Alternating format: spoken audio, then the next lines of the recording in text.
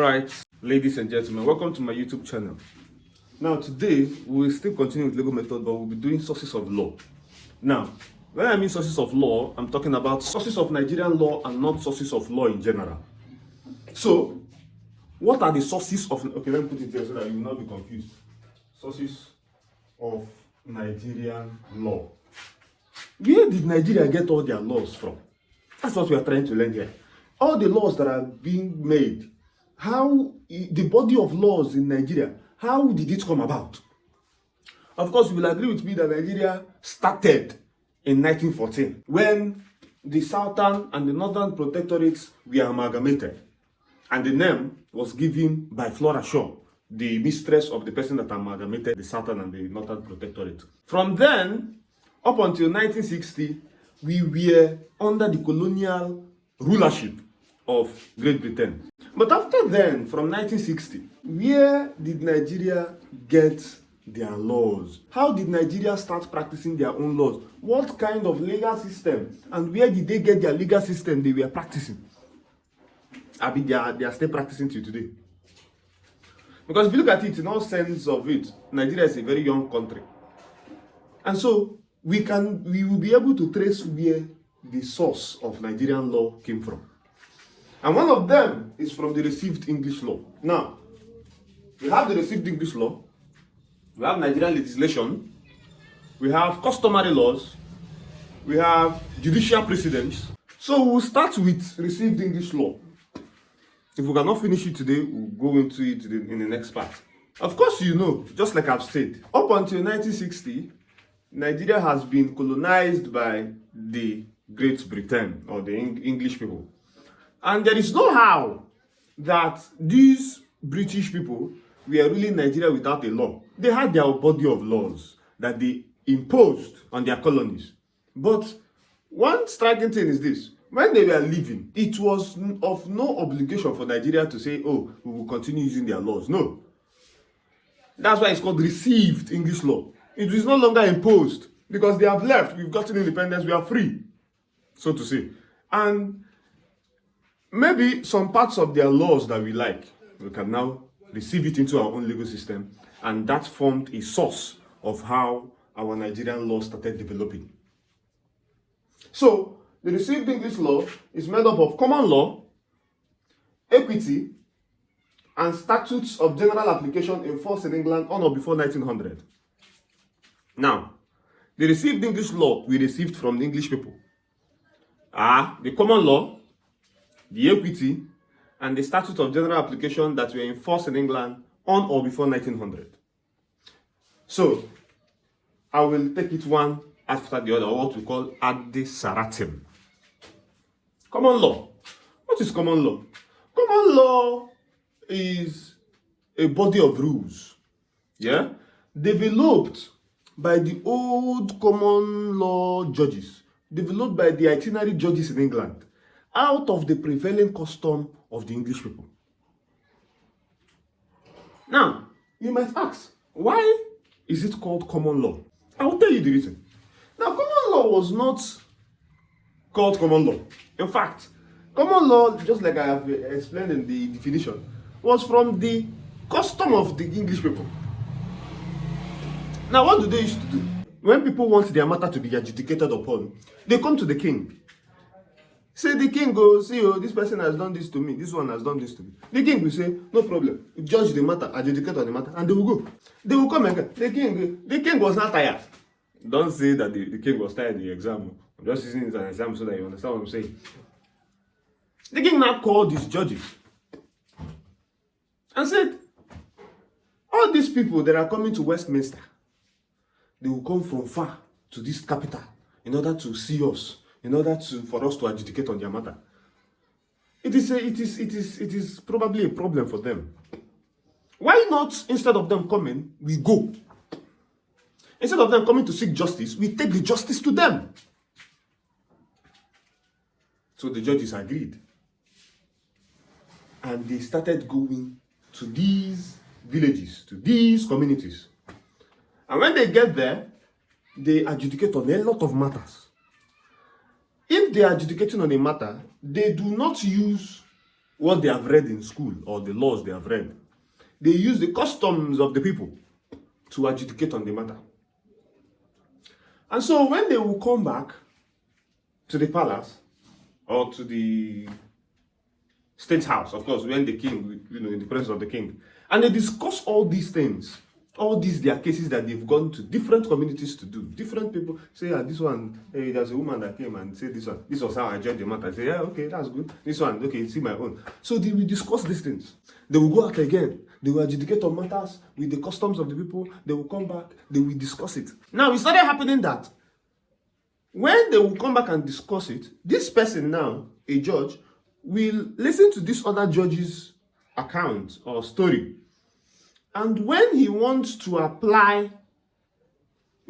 adjudicate on matter that is similar to what that judge has said, he will now apply what the judge applied.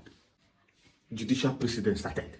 What do I mean? This judge has said, this person, when I was there, somebody stole, and this was how I did it. I said they should cut the person's hand.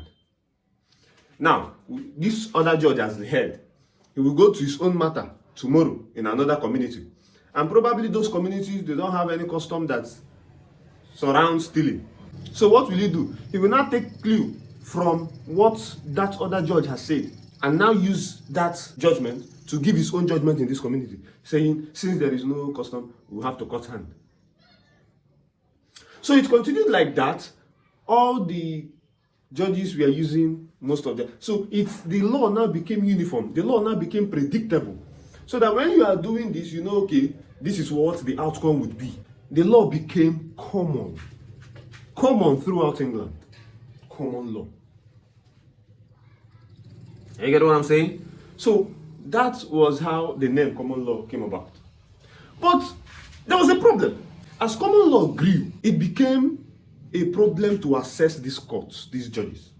What do I mean? Before you will have your matter heard, you must have to issue a writ. A writ is just like a court document, that you have to issue. In order, for example, we have writ of summons, where you have to issue the writ of summons in order for the person to come to court. In the present day Nigerian laws. Now, you will agree with me that if that writ of summons is defective in such a way that, for example, there might be time frame for your writ of summons in your jurisdiction, that means a writ of summons should probably not be the duration, if it has not been served, should not exceed 1 year. And after 1 year, it has become defective if you did not renew. So when you now carry that writ of summons and you are going to serve somebody after 1 year, it is defective. So it now became a problem because the courts probably would not have enough writs to go around in England at the time. And before your matter would be heard, you must issue a writ. And so if you don't issue any writ, if you don't take out any writ, your matter would not be heard. And things will keep spoiling. So it was very rigid. It was harsh. It was rigid in such a way that you must do what you are supposed to do as it concerns the writ form, and before they will hear you. So apart from the writ, there were a lot of harshness surrounding the common law. A lot of harshness, a lot of rigidity, a lot of bottlenecks, bureaucratic bottlenecks. And common law, their judgment was usually harsh too. In fact, everything about common law was on the principle of dura lex sed lex. The law is harsh, but it is the law. You cannot question the harshness of the law. So the people, we are not really comfortable. When they get judgment from the common law, that is of course harsh, or sometimes when they go to the common law and they fail to execute a writ, and probably they executed the defective writ, and they don't hear their matter, they become so dissatisfied, they become so aggrieved, and they will go to the king. I say, King, now, these people that you brought for us, they are not doing what you told them to do. You told them to be judging our case. They are not judging. They see what this one now have judged the case and gave a very harsh ruling that I cannot even do. The king, the king was tired at that time, that I told you that the king was tired. Then the king will say, see, don't disturb me. Go to the keeper of my conscience, that's the Lord Chancellor, and tell him I'm very busy now. Yes, you can see I have a lot of wives that I want to make happy. So go to my Lord Chancellor. So they will go to the chancery. Go to the Lord Chancellor. And the Lord Chancellor would upturn the judgment they've gotten from the common law courts. It continued like that. In fact, people now started liking the chancery. Chancery is related to church. So people now, they even use it to be winning souls for Christ. I was there now. So when they go to the Lord Chancellor will upturn the judgment of the common law court. They will go to the Chancery. The Chancery will upturn. The common law courts and the judges were angry. How can I finish after all my law studies? I will sit down and give judgment, and one reverend father is upturning my judgment. Who are you? That was how they carried the matter and brought to the king. The common law judges were angry. The Lord Chancellor was saying, yes, you are supposed to do it. And they came to the king. Now, what did the king say? Remember I told you the king he was tired and he has a lot of wives to take care of. I said, see, we should not be doing this. Let's do heads and tails. He brought coin. Don't write this in the example. He brought coin. He threw it. And you say equity, you chose heads, Abby? Yeah. Common law, you chose tail. Equity has it. Any time that two people clash, equity will prevail. Finish. He went inside to meet his second wife. So, anytime that the common law and equity clashes, the equity will prevail. And so it continued like that. Common law had a lot of principles they developed. Equity also had a lot of principles they developed. Some of the very spectacular principles of equity are the maxims of equity. There are 12. Of course, you will still get to that place. So, they continued. And that Lord Chancellor's own, or the Chancery, is what is called equity. So what will now be your definition of equity? Equity are also a body of rules or principles developed by the courts of Chancery, or developed by the Chancery, that came for one purpose: to mitigate the harshness of the common law, to mitigate, to ameliorate the harshness and rigidity of the common law. So equity came, and there was now a problem, because there were two courts, different courts, common law courts. If you want to go to common law courts, if you want to go to equity courts, they are different. So the Judicature Act of about 1875 or somewhere about that, go and check, Judicature Act, now brought the two courts together into one court.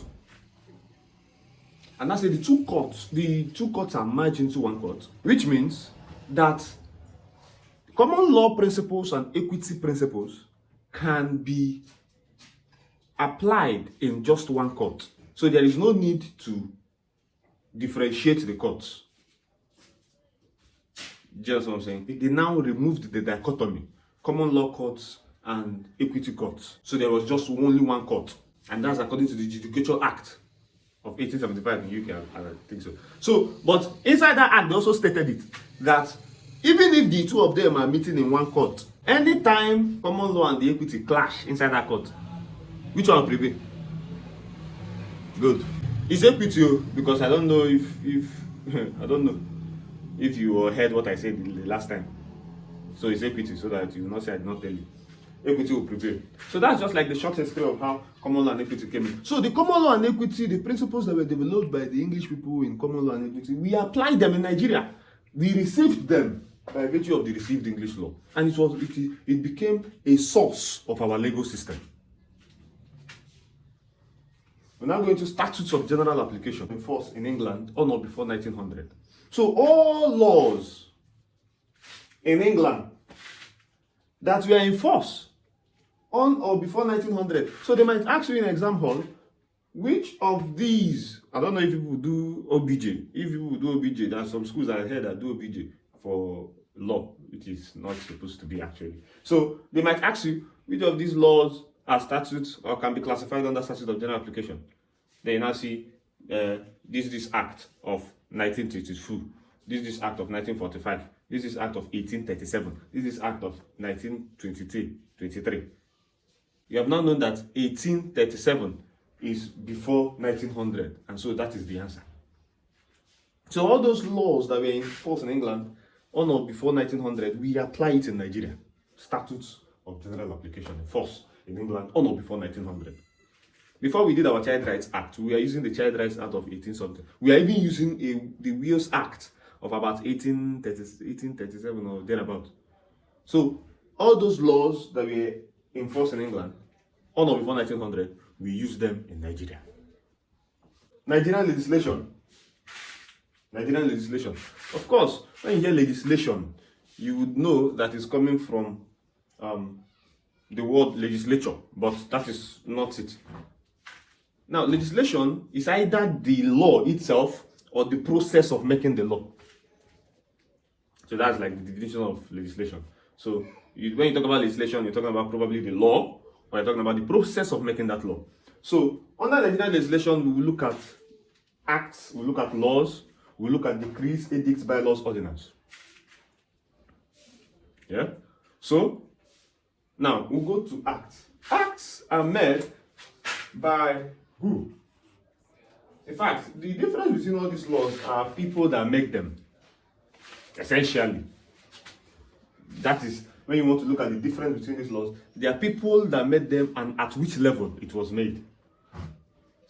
So the act is made by the National Assembly, of course, in a country that is in democracy. So the National Assembly, hey, my light is off. The National Assembly makes laws, and that laws are called what? Acts of the National Assembly. So that's why you have Electoral Act, we have Child Rights Act, we have Criminal Code Act. Name them. We have the Violence Against Persons Prohibition Act. We have the Cyber Crimes Act. We have the Federal High Court Act. So all these acts, any law you see that is act, just know it is the National Assembly that made it. And National Assembly, of course, you know, is at the national level. National level, or in our own situation now, you can call it the federal level because we practice the federal system of government. So at the federal level, at the center. So they make laws at the center for the Nigeria people. Now, laws are laws. Now, the name is laws. L-A-W-S. I don't know if you can see my board. Laws. They are also laws. Now, these are the name of the laws that are made by the state houses of assembly in a democratic setting. So, why the National Assembly makes acts, the states makes laws. So, for the state level. So that's why in a state you see Administration of Criminal Justice Law of Abia State, Administration of Criminal Justice Law of Lagos State, Child Rights Law of Lagos State. So, National Assembly is acts. When you see this is law of this state, it's the state that made the law. So we have decrees. Decrees are just like the acts. But of course, I told you that these acts are made in a democratic system.